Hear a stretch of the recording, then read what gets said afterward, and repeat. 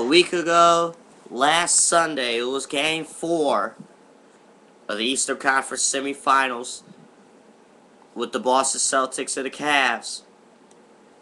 And Rajon Rondo had the best game of his career with a triple-double.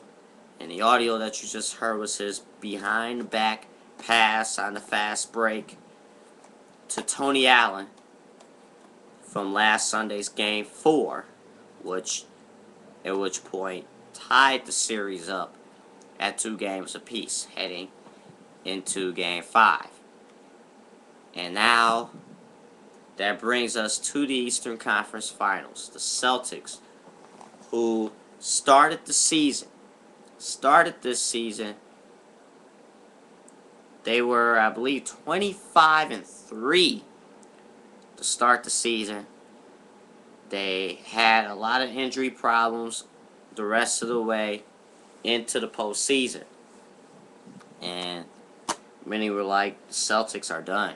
The Celtics are done. They won't even have a chance against Cleveland. Don't worry, I was one of those people too. But what I did say, though, was that if healthy, the Celtics is not going to be a walk in the park. There's not going to be a cakewalk. They're going to be a tough team to beat. And you want to talk about leadership. You want to talk about being mentally strong. Being mentally tough.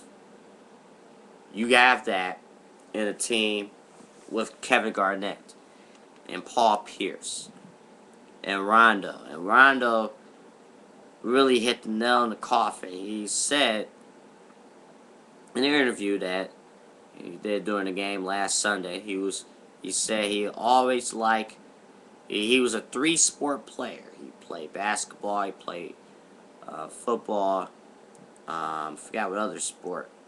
Oh, he played baseball.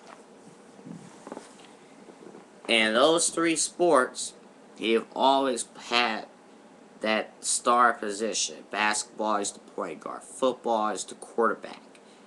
And baseball, he was the pitcher. And what does all 3 positions all have in common? That they are the leaders. They are the leaders of your team. The guy you turn to. And on a team that has freaking Kevin Garnett, Paul Pierce, who is the heart and soul of the Boston Celtics this decade, and Ray Allen, 3 Hall of Famers, the best guy on the team is Rajon Rondo. That is awfully impressive. That is awfully impressive. And then you got your big guys. You have Kendrick Perkins. You have Glenn Davis to do your dirty work. And they have no problem doing that. You have 4 scorers. And you have your big guys doing the dirty work. You gotta appreciate that. It's like a perfectly sound football team. You know, Perkins hardly is ever going to get any credit for what he does defensively. Perkins is like the offensive line of that team. Does all the dirty stuff. Rondo is the quarterback. Garnett is, Garnett is that receiver, that tall receiver, or tight end. And then Pierce and Allen are your running backs. I'm just trying to do the best analogy. But you get the idea. This Celtics team, and they have guys coming off the bench who stepped up. Tony Allen, what a series he had against Cleveland. What a series that he had. This Celtics team They were injured. They had injuries. But Doc Rivers, what a coaching job he has done of putting that team together. And now they're primed for the Eastern Finals. Now Orlando, this team, compare this Orlando team right now to Orlando 3 years ago.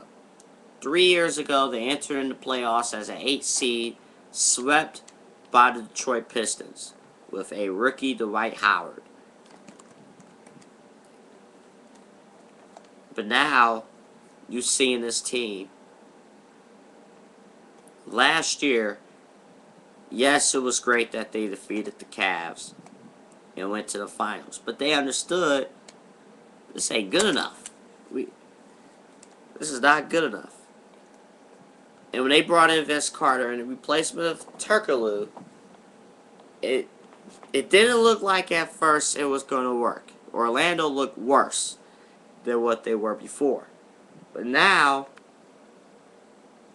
it's all gelling together. All of it gelling together. This is the time now where all of your accusations will either crash and burn or rise up to the occasion and put you over the hump. Orlando, unlike last season, this year Orlando is strong NBA championship contenders. Strong championship contenders.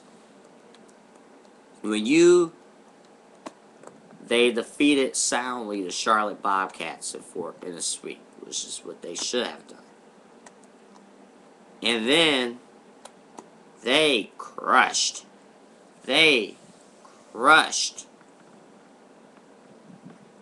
Atlanta. Atlanta was in another planet compared to Boston. Game 1, a 43-point demolishing. Game 3 at Phillips Arena, 30-point victory. Demolishing. You cannot tell me Orlando is stronger than ever before, is not primed for a championship run.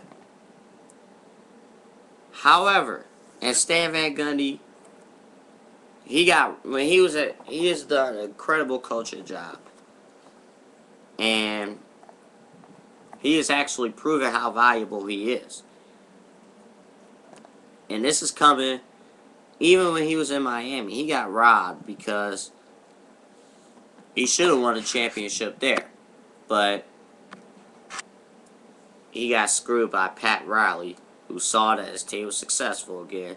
So Pat Riley said, oh, I got to coach this team now. But Stan Van Gundy he's going to get his. Could possibly happen. What a coach. So who's going to win that series? The bigs. You got Dwight Howard, Orlando. But the bigs just out. There's more bigs for Boston to rotate in and out than Orlando has with just Dwight Howard. And Rondo is going to abuse his matchup with Jameer Nelson. With that being said, you're going to get a competitive series. But I think your NBA Finals this year will be the Los Angeles Lakers against the Boston Celtics. A rematch. And the Celtics will win their series in 6. You're going to see a rematch of the 2008 Finals. And it's going to be between the team that won the 2008 Finals and the team that won the 2009 Finals. We'll wrap up the Alf'Dawg Show when we come back.